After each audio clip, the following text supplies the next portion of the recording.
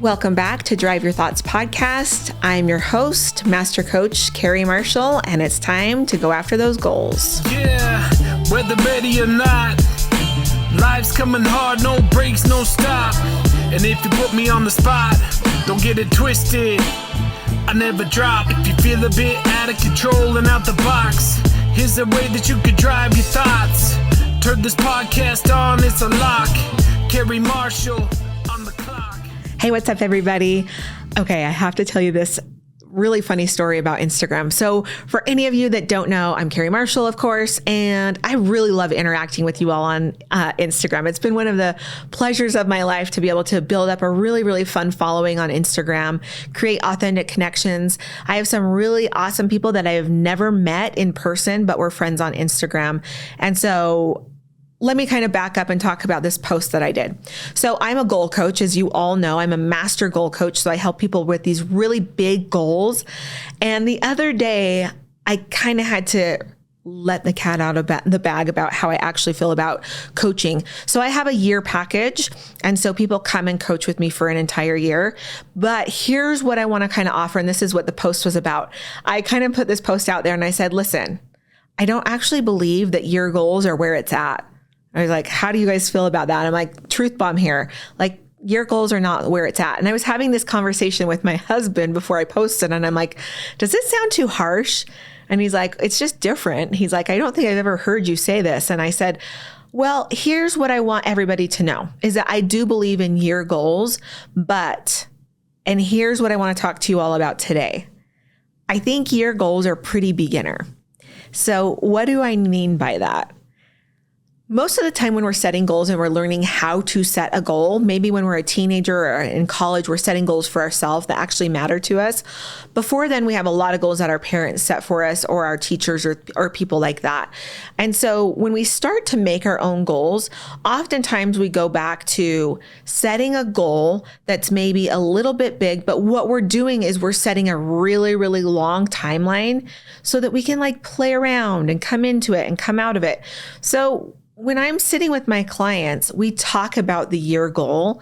So let's use something, for example, like I want to make $1 million. Okay, so that's your goal, is to make $1 million in a year. And then what happens is I ask my clients, well, how do you think you're going to make that $1 million? So then they start to tell me all of the things. You know, my business needs to do this much. Maybe I'm going to start this side thing. Maybe I need to do some consulting. So they have in their mind what that's going to look like. Here's where something goes really wrong with the year goal, if you've been doing it for a while, is that I find that when people are setting a year goal and that's all they're thinking about, two things happen. Number one, they don't start to take immediate action. They think that they have all the time in the world because it's January 1st or 2nd, and I'm talking about December 31st, and they're like, yeah, I mean, maybe in a couple weeks I'll do this, or, you know, my Q2 is usually pretty good. So, you know, Q1's just for preparing. So they start to put off taking immediate action. And so then by July, August hit, and they start to freak out because they haven't hit the benchmark. And that's the second thing that I see go wrong, is that when people set out a goal for a year, they think in their heads, and I don't know why this works out this way, but everybody does it. We think that it's going to be continuous. So if I need to make $1 million, then everybody's like, okay, so I should be making about $250,000 every, quarter, let's say. So then that's what they do. So then Q1 hits and they make $157,000. And all of a sudden they start to freak out and they're like, it's never going to happen. So when we talk about the year goal, I'm all in for setting a year goal, but I think that the year goal needs to be kind of that higher level thinking of something that you're going after, but it's not where the focus should be. Where your focus should be is your focus should be on your 90-day goals. So let's talk about why 90 days. 90 days is a really great duration for people to, number one, take action, number two, fail, and number three, adjust and adapt within 90 days and actually learn and then grow from that learning so that the next 90 days you can do something different. So I've done this where we've done 30 days, 60 days. And here's what I want to say about kind of doing those shorter goals is that I've realized that in 30 days, it doesn't give you enough time to have really big failures. So with my clients, I like to say 90 days because I want to see a couple of things happen in that 90 days. So let's talk about that 90-day goal. So if I have a goal to make, $1 million by the end of the year, I would probably encourage my clients to make a goal to hit 300,000 in the 90 days. Number one, we want it to be a stretch goal. Number two is we want to be able to break it down. 300,000, most of my clients can then really, really get detailed about like what needs to happen in a quarter to make $300,000. But then what we want is we want to take immediate action. Now, this is really important as we talk about this, because if my clients are looking at 90 days, they are not dinking around like, oh, I can do this and this. They're like, I got to go. I'm like, yes, you absolutely need to go because you only have 90 days. So in that 90 days, I want to see immediate action. I want to see consistency. And then I also want to see small failures and big failures. I want to see at least one big failure in that 90 days. And if we don't, then we have a different conversation to be having after those 90 days so that then we can adjust and adapt after that. And we've talked about failure before, but just so you know, smaller failures are going to be things like, yeah, I didn't do the thing, or I went out and made a social media post, but I didn't really get anything from that. Your bigger failures are going to be like, hey, I actually went out and made that huge offer to this client, or I went and, made a big pitch to somebody to be on their podcast or have them on mine. These bigger goals are going to be things that you really think, if I get this, then everything else will be that easier. It's almost like a pivotal shift or a pivotal action that you're going to take. And so that's kind of why we say those big failures. I like to see my clients take at least one big failure because then we get some big knowledge and experience from that big failure.